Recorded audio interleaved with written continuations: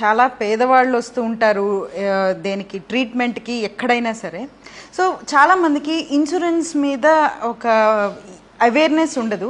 So మీరు చెప్తారా sir అసలు ఇన్సూరెన్స్ యొక్క ఇంపార్టెన్స్ ఏంటి, ఎవరికైనా సరే ఇన్సూరెన్స్ ఎందుకు తీసుకోవాలి అసలు? ఇప్పుడు మా ఫ్యామిలీ తీసుకోండమ్మా, నేను నా వీడియోలో చెప్పే దాంట్లో ఒక్కటి కూడా నేను ఆచరించనిది, నా లైఫ్లో జరగనిది నేను చెప్పా. నేను చేయని దాన్ని నేను చెప్పా, నా లైఫ్లో జరగని దాన్ని నేను దాని గురించి ప్రస్తావించా. సో మా ఫ్యామిలీలోనే మేము ఎవ్రీ 3 years 5 years నుంచి ఎవ్రీ ఇయర్ మేము డబ్బులు కడతా ఉంటాం. 50,000, మా ఫ్యామిలీ పెద్దది కాబట్టి 50,000 పర్ ఇయర్ కడతా ఉంటాం. 3 lakhs వరకు ఖర్చు పెట్టినాం, ఎవరికేం కాలే.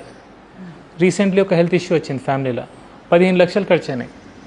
సో ఒక్క రూపాయి కూడా జేబు నుంచి పోలే. నేను డాక్టర్ని, నాకు 2-3 హాస్పిటల్స్ ఉన్నాయి.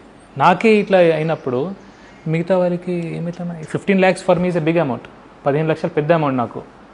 అలాంటి మామూలు వాళ్ళకి ఎంత ఇబ్బంది అవుతుంది. సో వారు కూడా ఇన్సూరెన్స్ చేసుకుంటే చిన్నగా సంవత్సరానికి 10,000 15,000 ఇన్సూరెన్స్ చేసుకుంటే చిన్న కుటుంబం రేపు రోజు లక్షలు ఖర్చు పెట్టాల్సిన అవసరం పడదు మనకు.